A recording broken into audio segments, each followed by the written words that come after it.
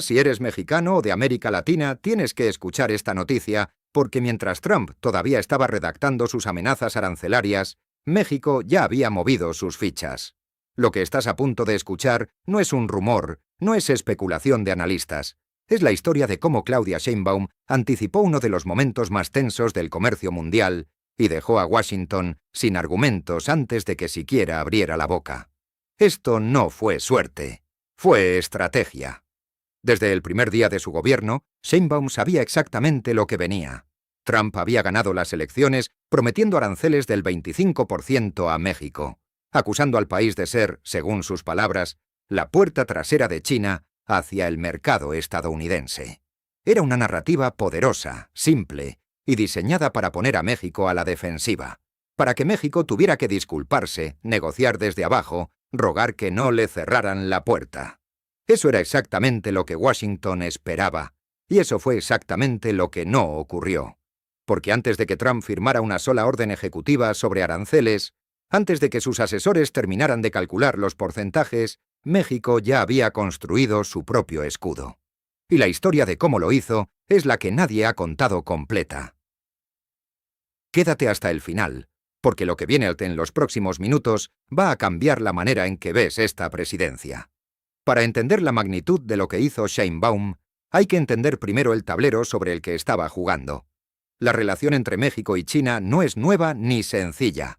Durante décadas, el comercio bilateral creció de manera silenciosa pero imparable. Para 2024, China ya era el segundo socio comercial más grande de México en el mundo, solo detrás de Estados Unidos. El comercio entre ambas naciones había pasado de 110.000 millones de dólares en 2021 a casi 140.000 millones en 2024. Cifras históricas, cifras que en Washington encendían alarmas. El argumento de Trump era técnicamente comprensible, aunque políticamente interesado. Empresas chinas estaban instalándose en México, fabricando productos en suelo mexicano y luego exportándolos a Estados Unidos, aprovechando las ventajas del TMES. Era en esencia una forma de esquivar los aranceles que Trump había impuesto a China durante su primer mandato. Y México, según esta narrativa, era cómplice. Era la puerta trasera. Sheinbaum lo sabía. Y en lugar de negarlo o ignorarlo, tomó una decisión que nadie esperaba. Decidió adelantarse. A finales de 2024, cuando Trump aún no había asumido el poder pero ya tronaba desde sus redes sociales, el gobierno mexicano comenzó a trabajar en silencio en algo que cambiaría por completo las reglas del juego. Versiones cercanas al gobierno de Sheinbaum confirmaron que el primer paquete económico de su administración incluiría una medida sin precedentes: aranceles de hasta el 50% a importaciones provenientes de China y otros países asiáticos con quienes México no tiene tratados de libre comercio. 50%.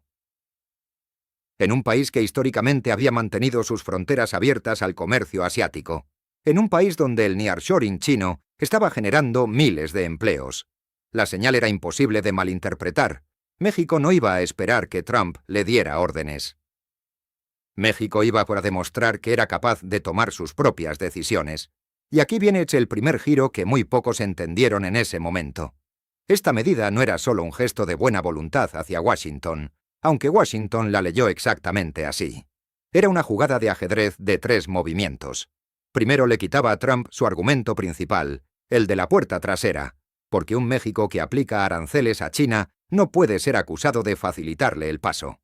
Segundo, generaba ingresos fiscales en un momento en que, según fuentes cercanas a Hacienda, no hay dinero y no va a haberlo. Tercero, y esto es lo que ningún analista de derecha quiso reconocer, habría la posibilidad de que México se convirtiera en mediador entre dos gigantes que no se hablan. Pero la historia no termina ahí. Porque lo verdaderamente extraordinario no fue poner aranceles. Lo extraordinario fue lo que Sheinbaum hizo al mismo tiempo. Mientras imponía esas barreras arancelarias, el gobierno mexicano abrió mesas de trabajo con China, India y Corea del Sur. No para cerrar puertas, sino para rediseñarlas. La Secretaría de Relaciones Exteriores y la Secretaría de Economía trabajando en conjunto, explorando esquemas de entendimiento, acuerdos comerciales, mecanismos de inversión que no pusieran en riesgo la relación con Washington pero que tampoco sacrificaran los miles de millones de dólares que México recibe de Asia cada año. La propia Sheinbaum lo explicó con una frase que resume todo su enfoque. Nosotros no queremos enemistarnos con ningún país, con ningún pueblo, con ningún gobierno. En esas pocas palabras estaba la esencia de una política exterior que muchos tardaron en descifrar. No era alineación con Washington, no era sumisión a Beijing, era soberanía real, practicada, operativa, y los números respaldaban esa postura, porque hay algo que los críticos de Sheinbaum sistemáticamente omiten cuando hablan de esta jugada. La inversión china en México no era un problema que se pudiera ignorar, era un activo estratégico que había que administrar con inteligencia. Entre 2013 y 2023, la consultora Rhodium Group identificó 13.000 millones de dólares de inversión china en México en aproximadamente 700 transacciones. Solo en 2024, la inversión directa de China en suelo mexicano alcanzó cifras históricas. En Nuevo León, en el Parque Industrial Hofusan, más de 40 empresas chinas generaban empleo, transferían tecnología, pagaban impuestos. Eso no era una amenaza. Eso era una oportunidad que México tenía que proteger con inteligencia. Ahora bien, para este punto ya debes estar preguntándote, ¿y cómo reaccionó Trump ante todo esto? ¿Funcionó la jugada? La respuesta es sí, y más de lo que nadie anticipaba. Cuando en la primavera de 2025 el gobierno de Pater Navarro, el asesor comercial más duro del entorno de Trump, se pronunció sobre los aranceles mexicanos a Asia, lo hizo con palabras que en el contexto político de esos meses equivalían a un aplauso. Navarro expresó su respaldo explícito a que México aplicara aranceles a países con los que no mantiene tratados de libre comercio, e invitó a otras economías a adoptar una estrategia similar. En Washington, eso es lo más parecido a una felicitación que vas a escuchar en materia comercial. Y China, por su parte, reaccionó como solo China sabe reaccionar, con dignidad y con una propuesta.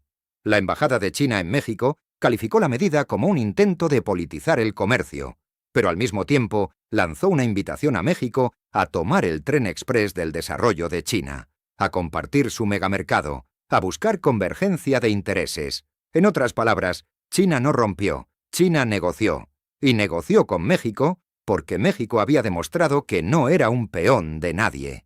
Esta es la parte que los medios opositores nunca van a contarte con esta claridad. Que Sheinbaum logró lo que muy pocos presidentes latinoamericanos han conseguido en la historia reciente: mantener relaciones funcionales con las dos potencias más grandes del mundo, en el momento de mayor tensión entre ellas, sin traicionar a ninguna y sin humillarse ante ninguna. ¿Fue perfecta la estrategia? No. Los aranceles a Asia generaron presión sobre precios de ciertos bienes de consumo. Sectores como calzado, electrónicos y textiles sintieron el impacto. Y la oposición no tardó en señalar esas alzas como prueba de incompetencia. Pero lo que esa oposición no explica es la alternativa. ¿Qué hubiera pasado si México no hubiera movido ficha? Si hubiera esperado pasivamente a que Trump terminara de construir su argumento de la puerta trasera. Los 25% de aranceles generales que Trump amenazaba con imponer habrían golpeado a toda la economía mexicana, no solo a un sector. Sheinbaum eligió el dolor controlado sobre el desastre incontrolado. Y en geopolítica, esa es exactamente la diferencia entre un estadista y un administrador. El comercio bilateral México-China, que llegó a máximos históricos de 139.000 millones de dólares en 2024, comenzó a reordenarse. No desapareció, se transformó. Las empresas chinas que llegaron a México para el nearshoring empezaron a ajustar sus planes, a negociar, a adaptarse. Y México, en ese proceso, ganó algo que no tiene precio en ningún tratado comercial: credibilidad.